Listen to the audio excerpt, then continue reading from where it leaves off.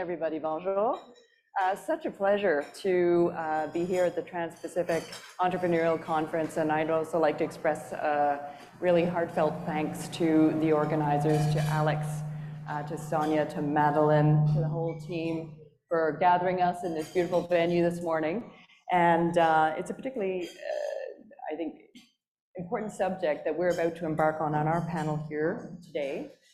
Because we're talking about footprints, we're talking about the expansion of footprints of Hong Kong and Canadian companies here and in Canada, in the region, but also around the whole question of sustainability, of moving forward into a world where we want to see low carbon economy, zero carbon, where we can achieve it. Because I think we all have a very strong sense of the need to accelerate action on that front. And the panelists that we have with us here today are all involved in some way through their business ventures in some aspect of sort of increasing sustainability and moving us forward towards those targets.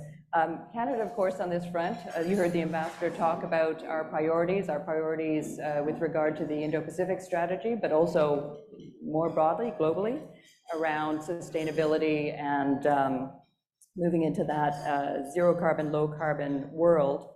Canada has some significant capabilities on this front as well in clean technology. So when we talk about,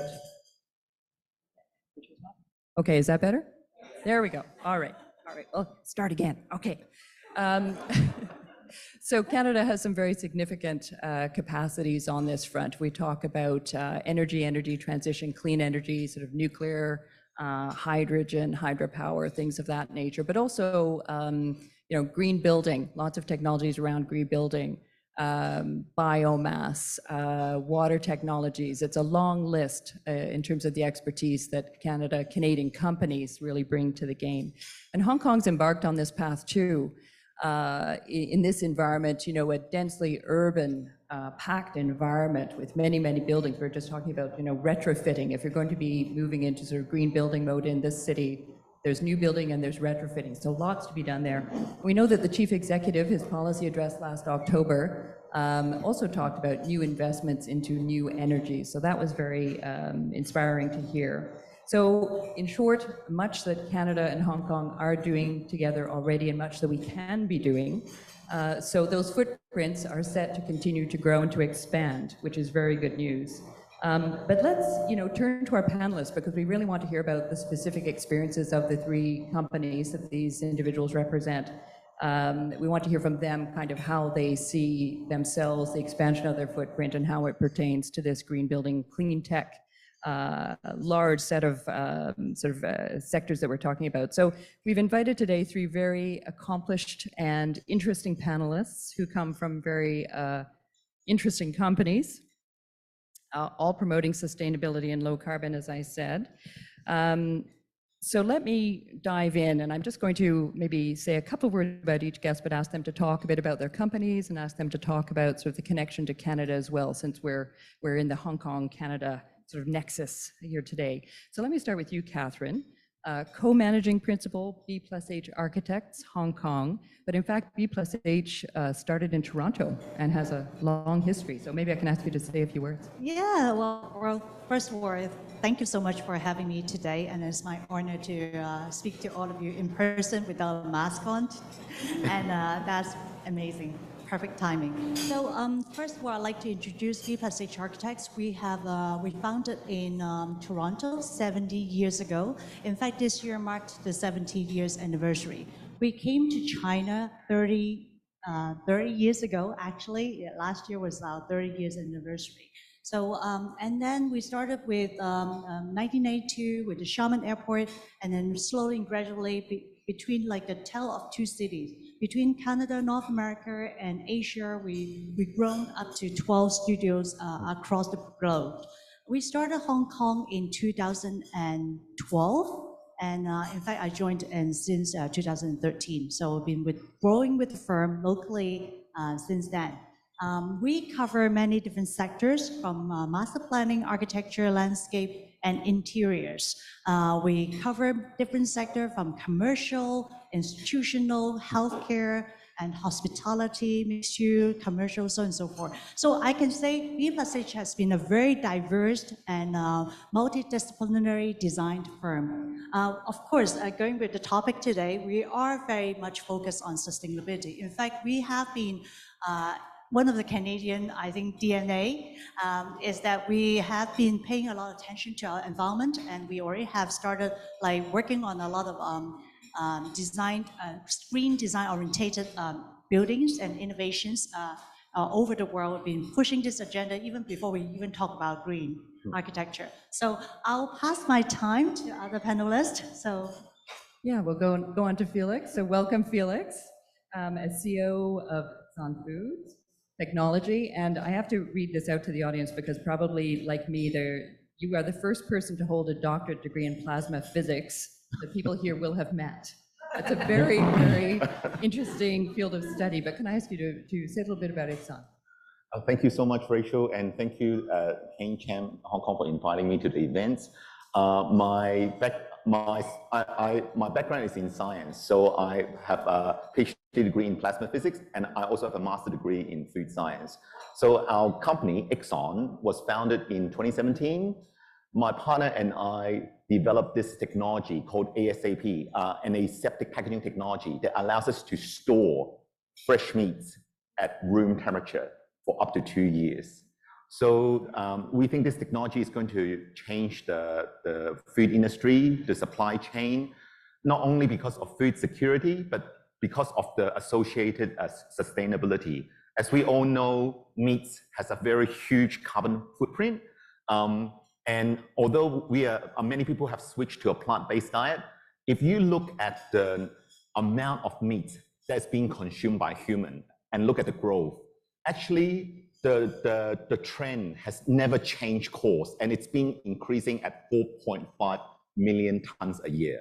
So although switching to plant-based diet is a noble thought, we haven't actually solved anything in terms of the carbon footprint of meat. We believe by using our technology, we can ship meat at ambient temperature, preventing spoilage. The amount of carbon footprint that we can save is is equivalent to saving 2/5 of the Amazon forest. So our goal is to help Canada ship all of its best produce, not only meat, but also fish, seafood, to Asia, to around the world in a very sustainable manner. Thank you so much. Thank you, Felix. Wow, I find what you're saying both very inspiring on the solving the problem side and very scary when you describe the problem itself, right? My goodness, but amazing technologies. We look forward to hearing more. Nicolas de Mascarel, co-founder and also managing partner of Templewater, an alternative investment firm. Can I ask you to speak a bit about Templewater, please? Hello, good morning. I'm French, so that's why I have a Canadian accent in English, maybe. So Templewater is a Hong Kong fund manager. We invest in private equity, in real estate, in venture capital. You might know us because recently we bought Citybus and New World First Bus. So we operate the double deckers that I hope you take down to downtown.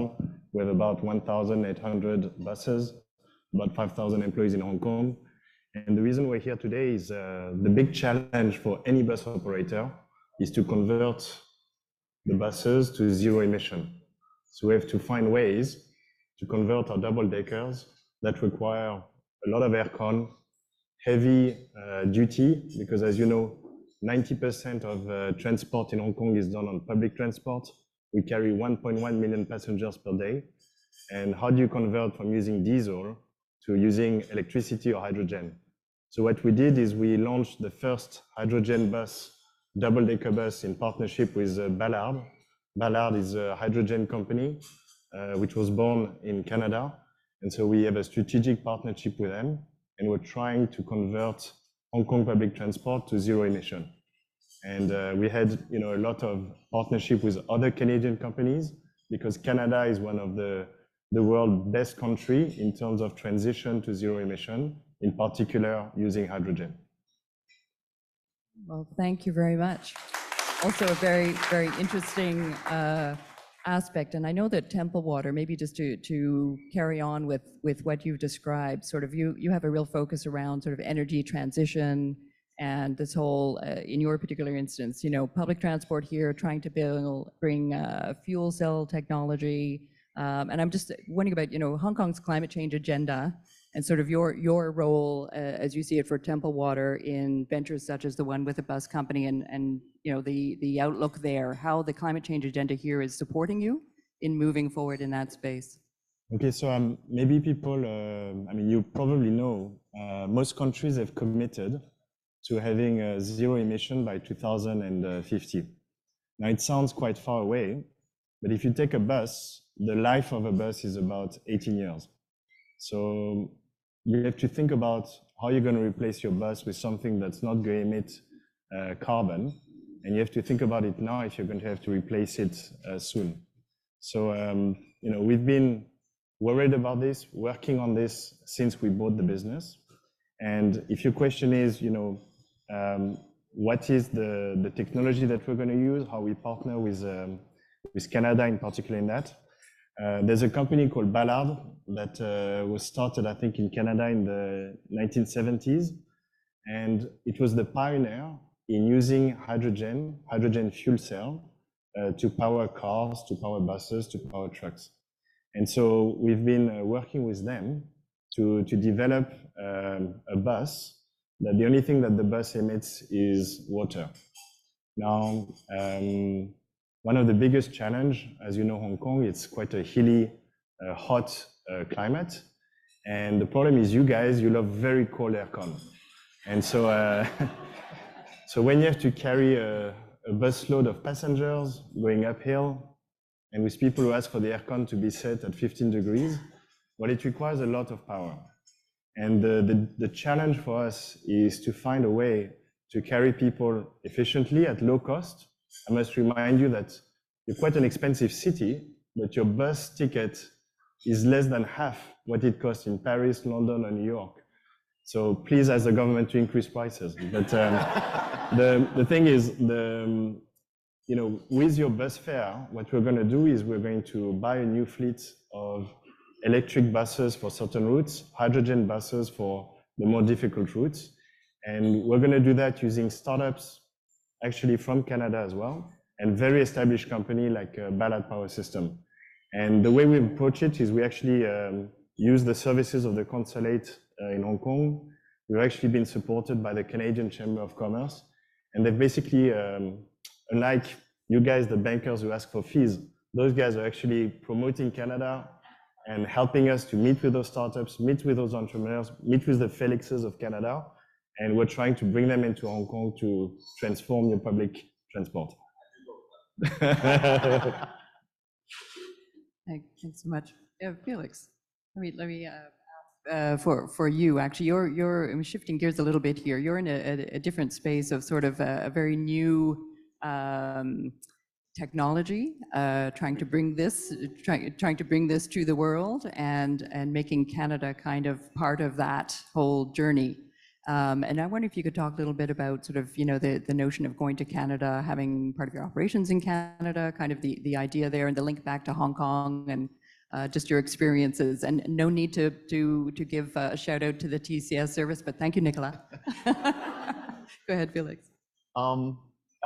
Honestly, 2 years ago, I knew very little about Canada. That changed after we joined an accelerator program called Creative Destruction Lab in Calgary. We were one of the very few selected graduates from the program. They connected us to a wealth of resources. And I took a trip, my first trip to Canada in July last year. We met with the wonderful team at Invest Alberta, Edmonton Global. We've been working with University of Alberta on some of the microbial tests to show that our technology is robust, repeatable, and safe. And then they also connected us to Nate, who will be helping us building that packaging line that doesn't exist in the world today.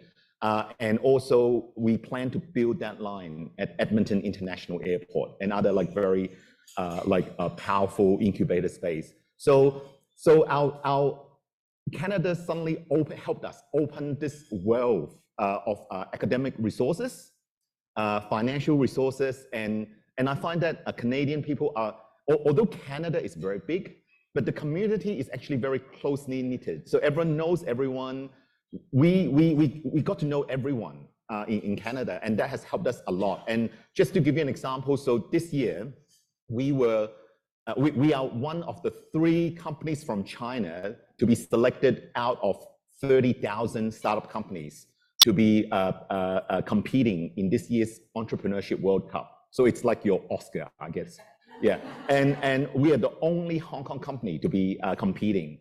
And I believe that, you know, the reason we got selected is because the traction that we were given. So we had a signing ceremony at the Canadian Consulate, and lots of these activities. We feel like that we've been walking alone for the last 10 years, and suddenly we have a friend, Canada, helping us to build the next phase of development. Thank you so much. Wow, thank you, Felix.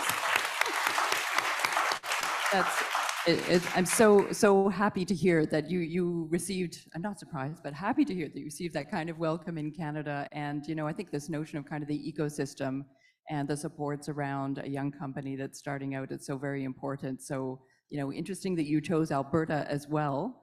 I'll reveal a secret in the room today. We were having a meeting some weeks ago, and you were saying that you were going to Edmonton, and there were a couple of folks in the room who you know, had been to Canada before, but I think had been to Edmonton many years ago, and they were so taken aback that Edmonton was your landing space. But anyway, you obviously found, you know, the environment that you needed, and indeed the supports from, you know, from the province, from the different organizations there, and now you're, you know, starting off on this tremendous adventure, starting from Edmonton. That's fantastic. Thank you. So thank you. Yeah.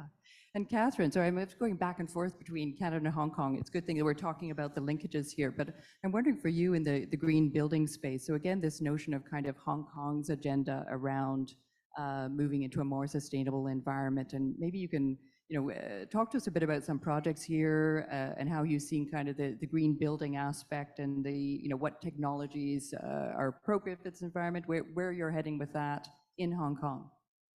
Okay, so just touching on the architectural and design building industry, and I'm so glad that actually I went through the Hong Kong government mandate, and they have been putting in a lot of incentives measures to encourage a lot of building design and a lot of incentive to save energy by like the CLP, the Eco Building Fund, and then Hong Kong Smart Power Fund, all this kind of incentive structure to encourage user and developers to lower their energy consumption in terms of tax rebate or maybe like a support on funding. But in terms of the building design, the buildings departments also put out a lot of measure, like by having a lot of green features, amenities, they get the GFA exemptions. So that's a huge incentive for a lot of Hong Kong developers to implement, you know, bringing in a lot of green measure to the building design, and that benefit from the Hong Kong public and the people. But being a Canadian firm, of course, like we also want to bring in a lot of new idea, new innovations, like B+H has a unique biomimicry group. So I'd like to expand a little bit about what is biomimicry. So we take inspiration from nature. So, you know, we don't need to reinvent a lot of rocket science. In fact, building design has been an activity for thousands of years. We learn from the nature, we work with the nature. So by using some passive building design measure and work with the sun, work with the orientation, providing natural ventilation, we can already cut down a lot of energy consumption. And then by getting inspiration from the nature, I give you an example. Recently, we have been studying elephant skin. So if you look at the wrinkles of the elephants, that, you know, all these wrinkles like create shadow line and trap moisture and air, that provide a very good insulation layer actually to help the elephants stay cool even under the blazing heat in savannah. So that's how they survive in a 40 degrees kind of temperature. And we take that inspiration for our building facade design by creating shadow, by creating trapping air. So to create our building skin, this is just one of the many, many examples that we can learn from nature. And we want to bring these kind of new ideas into our project. And another very exciting example that we're working on right now is working on Hang Seng Bank headquarters renovation and the podium. And we know there's a lot of issues, and one objectives that we like to create, and then thanks to our client support, because they are also aiming to become a green bank, we're going to create like a city oasis by means of passive way and active way of energy conservation, by opening up and we study the wind traveling passage between the Connaught Road and Davao Road. So all these kind of sustainability measures that we are very familiar with, and because we have already done so many in Canada, and we bring all this idea back to the city. And so this is a part that we leverage our resources. As we speak, actually, I have my lead designer from Montreal in Hong Kong having a design workshop with our clients in the city. So, working with B+H through our network of talents in Canada and Asia, we managed to create a lot of very innovative ideas and solutions to create more sustainable design. So. Yeah, thank you very much. Looking forward to seeing that project come to fruition. We can't wait. Oh, that's great. And I wonder when we, so B+H is a Canadian firm. It's known as a Canadian firm. For Templewater, for IXON, I mean, it's kind of a different picture. Templewater, you've had time in Canada, sort of meeting with different Canadian firms. Ballard is a very important partner for you. And Felix, I don't know for you. You're setting up operations in Canada. So I'm just wondering about. So how you see, so Ballard's an obvious one, but other, Canadian companies and the whole notion of what Canadian companies can bring to the decarbonization chain, if there's sort of other thoughts you have that beyond. Look, I think Canada, as I said, is a bit of a thought leader when it comes to decarbonization. I think your country has always been a very strong energy economy, but they realized very early on that they needed to think about the next thing. And for us, as I said, we're looking at hydrogen solutions for buses, and it was very natural to go to Canada because Canada has put hydrogen as a priority, a national priority. You've got Ballard, which has been doing it since the 1970s. Nobody believed in it. Everybody was making fun of hydrogen. And what Ballard has done has attracted probably most of the talent related to hydrogen technologies. So a little bit like in China, where because of Alibaba, you've got like a Hangzhou ecosystem. Because of Tencent, you've got a Shenzhen ecosystem. But if you think hydrogen, in Canada, you've got a hydrogen ecosystem, thanks to Ballard. A lot of ex-Ballard engineers, Ballard interns have started companies, and they're trying to find solutions to problems around the hydrogen value chain. So, our business is we're a fund manager. We started a fund to invest in decarbonization technologies. And one of the key countries where we're looking for solutions or for startups is Canada because of that ecosystem. And the other beauty or strength and weakness of Canada is that it's quite a small market in itself. So it's always looking for markets where it can showcase, monetize its technologies. And so they become very friendly when you come over there and you say, look, can I bring you into Hong Kong as a gateway to China? Can I help you to showcase your technology in the Hong Kong public transport? We find that the Canadians are extremely open to those ideas, surely because of the ties that you have between Hong Kong and Canada. My partner, Cliff, is a Canadian passport holder. He studied at Waterloo in Canada. My son studies at Waterloo.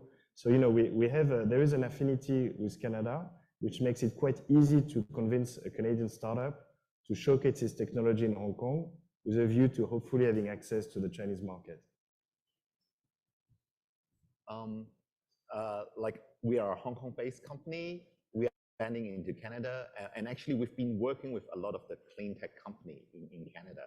So, for example, we've been working with one Canadian company on developing an app, a platform that helps us trace the food safety traceability and also the carbon footprint of the product, and using our packaging as a platform. It's been wonderful. And also Canada has a lot of engineering expertise, automation expertise. I think the reason for that is because, you know, Canada has a long history in the extraction industry. So you've trained up a lot of these like experienced engineers. And this has become so helpful to our technology because like, although like, you know, you might think how does food and energy or oil relate? Like we use oil in our sterilization.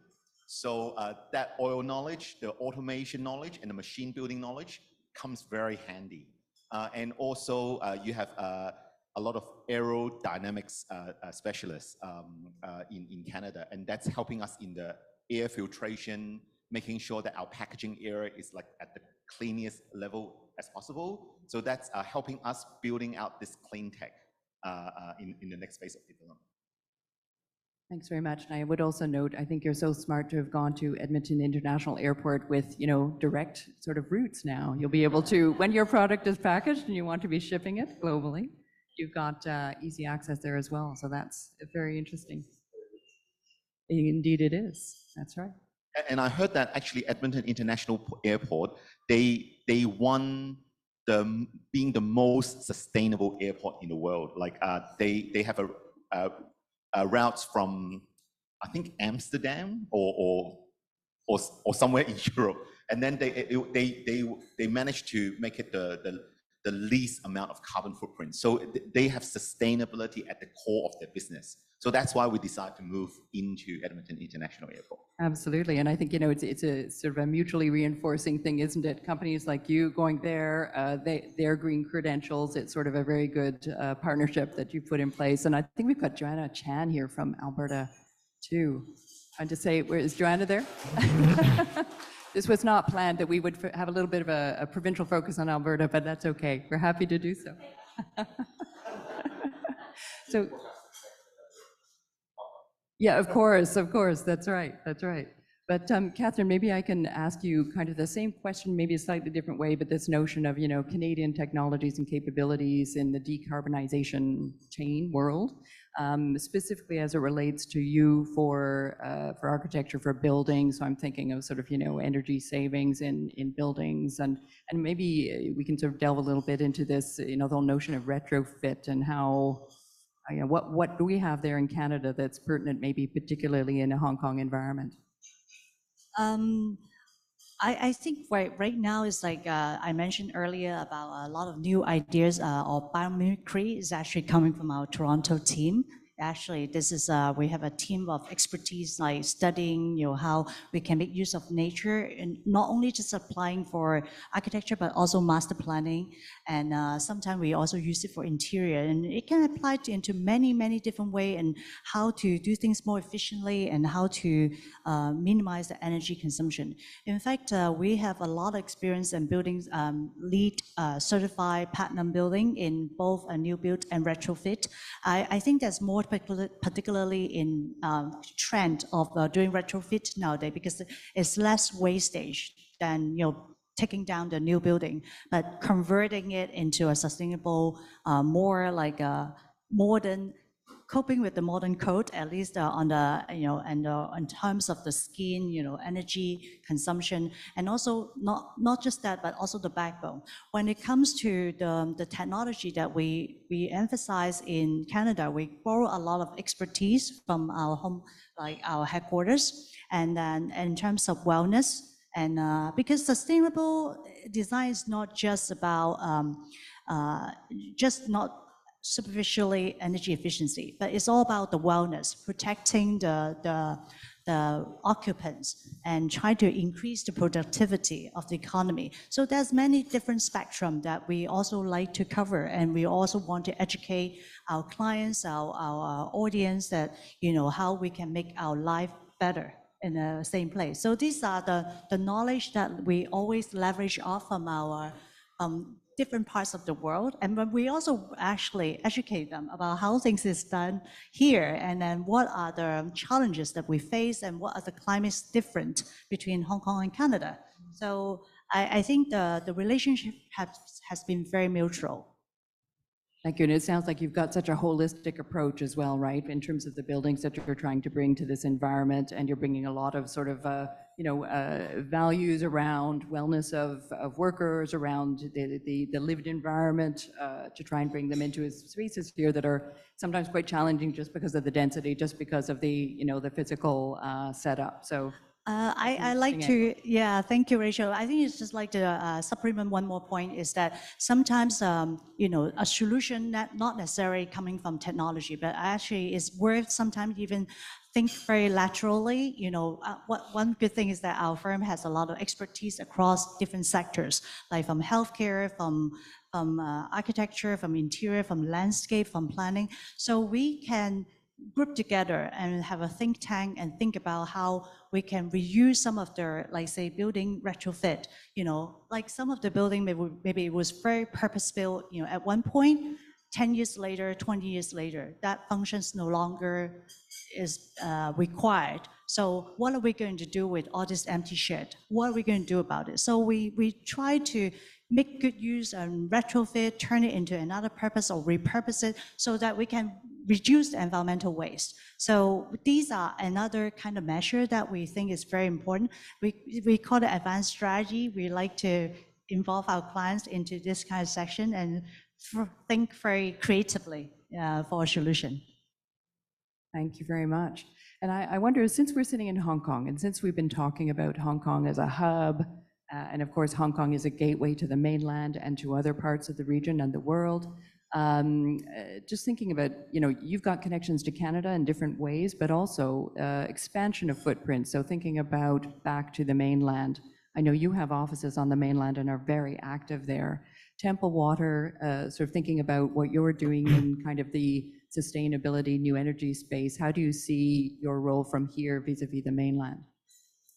So when, see, I'm repeating myself, I apologize, but when we purchased our first electric double-decker and our first hydrogen bus, we did a global tender. And to my surprise, it's the same company that won every time, and it was a Chinese company. It's a company called Wisdom, that is quite a young company, but they are one of the best manufacturers of hydrogen and electric buses. Now, I didn't know this before buying a bus company, but China is actually at the forefront of zero-emission transport.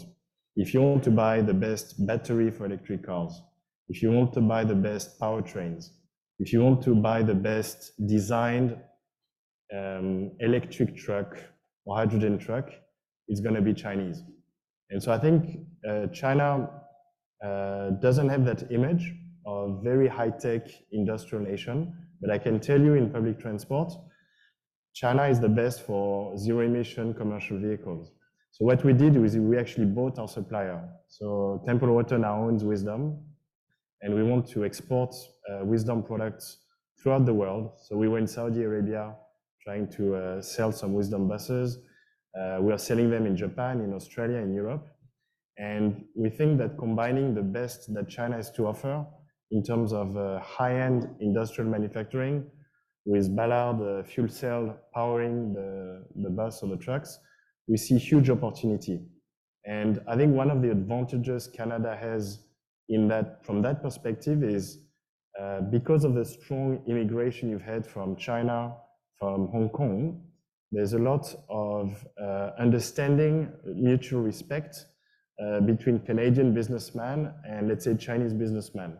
So if you say to if you say to a French guy, I'm going to build a hydrogen bus in China, the perception might be it's low quality. If you say to a Canadian engineer, I'm going to build it in China, well, that engineer, all his friends from school are Chinese, and they were better than him in school. And there's a perception that actually China can produce very high quality stuff. And so I think that mutual understanding, mutual respect allows to build great things. So our double-decker bus, in our view, is the best double-decker hydrogen bus that has been built. And the performance is better than the British equivalent, but it's made in China with Canadian fuel cells. And so I think that's what we're trying to do. We're trying to partner with the best that Canada has to offer and bring them into China and build products that will be better than any other product made in Japan, France, or America. And that's what we're trying to do. Thanks. I think this is such a critical point, right, that you've made in terms of bringing, there's the Canadian component. Obviously, you're working out of Hong Kong, there's the Hong Kong tie, but really the aspect of scalability, where are you going with this next, right, in terms of taking those buses and having a much broader usage of them. So that's going to help bring down, sort of emissions. And for you, Felix, maybe just if you can talk a little bit about sort of, again, that, the Canada, Hong Kong, you've got your setup soon to be opened in Edmonton International Airport. But of course, you're looking to be selling your products in this special packaging. And I'm still amazed when you say meat and seafood, room temperature, 2 years. We'll have to have a meal together because I want to experience this. It's such an amazing concept. But, could you, again, this issue of kind of scalability, taking those elements with, Canada at the core and then diving off to something bigger and larger in China and elsewhere? Well, I think God has been treating me very nicely that because I think I was born at the right place, educated at the right place, and developing this technology at the right place. Now, the reason is, so this technology was invented in Hong Kong, and for a startup, speed and cost efficiency is most important at the very beginning. So in Hong Kong, we have access to Taobao, like we can buy custom make equipment very quickly, very cheaply. We can print our packaging materials like, in 2 days and in very small quantity. So we can do a lot of things going through that trial and error process very quickly. Now the next step, we are building a commercial solution, something that everyone believes that it represents quality, robustness, repeatability, and I think that's where Canada comes in. And we are utilizing the engineering specialty in Canada to help us do that. We have the University of Alberta to help us validate those tests. Which speaks, the results will speak on their own. But after we develop that, I think, the interesting thing is, then we have to bring those products back to Asia because Asia consumes the most meat in the world per capita. In fact, Hong Kong ranked the highest in the world in terms of meat consumption, 3 times the amount of US per capita. And China, Japan, Korea are twice the amount of US. So you might think, oh, Americans, they eat a lot of meat. No, actually, Hong Kong people eat more meat than Americans. So it's very funny how we are taking advantage of the different ecosystem, the strong points of different ecosystem, and that's how we get to realize this amazing technology. Well, thank you. And Catherine, can I turn to you just sort of on the, looking to the mainland, the idea of expansion of footprints and sort of taking your Canadianness and the technologies and the know-how from our country and sort of, again, expansion into the mainland. B+H is well established there, but there's a clear path ahead for you, I think. Maybe talk about that. Well, one thing that we went through 30 years of history in mainland in China when we went from airport to mixed-use development and recently and healthcare.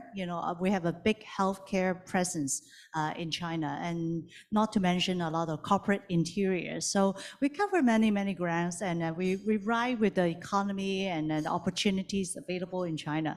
So we'll say. China has become part of our second home already as a Canadian firm, and we know them very well. There's no cultural differences within our firm. We also have a very diverse, type of staffs. We have the international staff. We have also the local staff that help to bring as bridge, to a different culture. Talking about how do we tackle China is I think they still need a lot of innovation and quality of service, especially in design and idea. Like say for instance for healthcare, definitely this is something that we already done healthcare projects in Canada for over 30 years. So we brought along this expertise into China. We started working with Columbia. There's a very famous hospital operator, and start to develop, upscale the healthcare services within China. That's in high demand. And we also started to bring in some new concept about elderly home and clinic, and all that is also something we bring in a lot of Western idea concept into China and try to see how we can develop a new typology that's suitable for the Chinese culture. And from another interior point of view, we also, we have been working with Microsoft, Amazon, and all these tech giants. And they also, like with Tencent, with Alibaba, they also want to say, hey, we want to have our office, we want to have an exhibition space, we want to have all that, like all the international standards. So as an international firm, a Canadian firm, we can bring over a lot of ideas and knowledge, to our local partners. So these are the things that we've been able to leverage our knowledge and expertise across the globe into China. So I hope that covers some of that. No, thank you very much. So I think I'm just looking at the clock here. So I will move next to questions from the audience. If people have specific questions they'd like to put to our panelists, and maybe while people are thinking of those questions, I can turn to you three again and sort of say, if there was a way to sum up or a key takeaway in terms of your experience working with Canadian companies, Canadian technology, Canadian partners, sort of what would it be? What would you want to communicate to this audience? I think if you're from Hong Kong, it's super easy to work in Canada. Same legal system. As I said, super friendly people, and you don't have to explain China or Hong Kong to them, they just know it. So we found that we could do deals very quickly, and it really felt like dealing in Hong Kong, because things go fast here, and frankly, they go pretty fast in Canada too. I second to that opinion. I think Canadians are very friendly. Like I remember when I was visiting Alberta in July last year, I was handling out samples of our meats, and I told them, "Oh, this is a Canadian pork chop and Australian Wagyu beef that we pack, and that's ambient, and it's actually already packed in the package for 2 months. Please try it." So like the next day, we have the people from Advent Global told us, "Oh, we ate it. It was fantastic." And I thought, hey, aren't you going to even just wait for two weeks before you eat it? Because, how come you trust us immediately? Number one, that it's safe. And number two, that it's tasty. And number three, that it works. So I think it's we've visited many places around the world. And I find that Canadians, they really believe in you, and it's very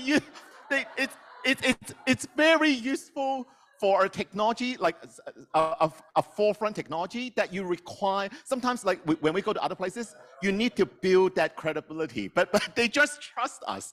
But that moves things along very quickly, and that's why of all the countries around the world, we picked Canada to expand.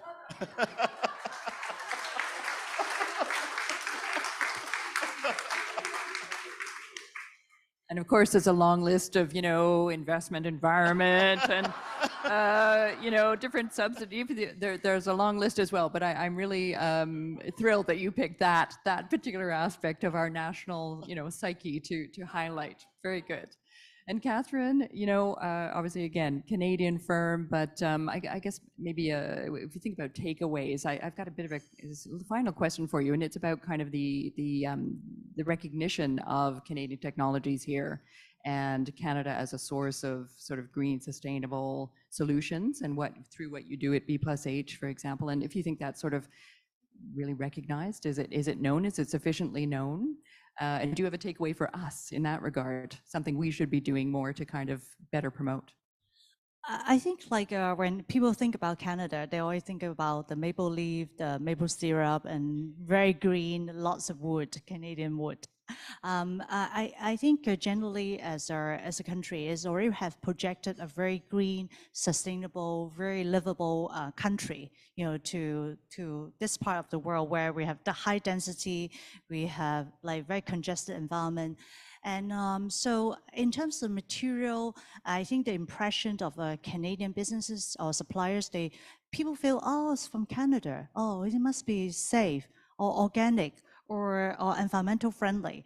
But in terms of cutting edge and technology, I know Canada do have a lot of very good cutting edge technology. But I think maybe in terms of the promotion and the image, and that maybe there's definitely can work to kind of project that side of image even stronger by marketing and, you know, maybe development. As a company, as a design firm, we also there's a lot of homegrown, very talented designers from Canada, and definitely I know. Apart from like architectural design and fashion, there's many brands like Canadian Goose, or if you're a fashion kind of maniac, you probably know Lululemon and all these very, very famous brands that, you know, been embedded into market, and a lot of Asian markets clients really love them. So I think Canada always have projected a more kind of laid back and relaxed image.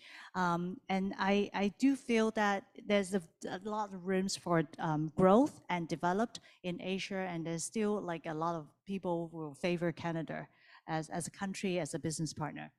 Thank you very much. And more homework for CanCham, HKCBA, and us, and everybody in the room. So there we are. All right, let's turn to audience members and questions for our panelists. Oh, I see Annie. Annie Kwok, please go ahead. Good morning, everyone. Annie Kwok from Vancouver. I have a question for Felix. Now, without having to diverge any trade secrets, it is my understanding nowadays when lobsters are transferred to Hong Kong, they are being hypnotized. They are not really put in water, you know, like, but there's air conditioning or refrigeration, and they wake them up when they get to Hong Kong. So now in terms of meat, you did mention room temperature. So as a normal consumer, my first reaction is, what about chemicals? You know, so that would be a good, I guess, an understanding for consumers. So again, without having to diverge any trade secrets, maybe you can share some highlights with us. Thank you. Thank you so much for that question. Firstly, our technology is unique in that it doesn't use any chemicals. Our technology is 100% physical, thermal, and look, if you look at our product, like Wagyu beef, the only ingredient in that packaged beef is beef itself. So it's fantastic for making green label products. And yes, we do understand that, there's that ick factor immediately when you tell people that, your product is ambient. We did a blind taste test with the Mills Fabrica in 2021. We asked 50 people blind taste test to taste our products in comparison to frozen meats from Brazil, Canada, and Spain. And we asked them to rank across appearance, taste, texture, softness, juiciness, odor, everything. And across 7 categories, we won across all categories. So I can tell you that in terms of performance, the quality, our product, we are not trying to be on par. We are actually superior to frozen products. We just need to get the consumers to try it once. And we can do that through food service. Actually, a lot of the food that you eat today in the restaurant, especially casual dining, they were processed and cooked centrally in a kitchen or in a factory. And they just do the last step, like, grilling to facilitate that efficiency. So we think that that's one way. And the other thing is, although our product is ambient, we can still store it in the fridge, just like traditional products. So the shelf life will be even longer than 2 years. We've never done the test because our business has not been that long. has not existed for that long, but I would imagine it can last probably for 5 years. But you know, if you have a product that sits in the fridge for 5 years and not being sold, there's a problem too. So yeah, our technology is definitely robust and it doesn't use any chemicals. Thank you so much. Thanks a lot, Felix. Okay, please, Sonia. Hi, this is not so much a question, but a pitch. As you know, Hong Kong Canada Business Association co-hosts this conference with the Chamber for the last 9 years. Aside from that, the national office also hosts a national conference every year, and it rotates amongst the 8 sections in Canada. So this year is going to be on September 8th, and it's going to be in Calgary. Most likely at the Petroleum Club. And I have just been exchanging text messages with Ben Leong, who is the president of the Calgary section of HKCBA. He has extended an invitation, and of course the national office as well, to all of you on the panel to attend. And of course, in particular, Consul General, Rachael Bedlington, as well as you, Felix. You know, you have to come to Calgary for the national conference. Ben says that I better deliver on this. See Thank how you. fast Canadian moves? Like, it's just amazing. Hong Kong speed, exactly. So are you going? Are you going? Yeah, definitely. We need to talk about- Definitely. Like, I'll hop onto the next one. Excellent. We'll talk later. All right. Yep. Looking around. Okay, please. Rachel, Philip, hi, go ahead. thanks. Philip Herbert, Edmonton International Airport. Thanks, Felix, for your kind words, and Nicolas, very good to hear what you're doing. Great to hear the successes. My question really is to you is, how can we make the success even better for businesses to engage with Canada? What were the pain points in the process, and what can we do to smooth it for future? Pain points.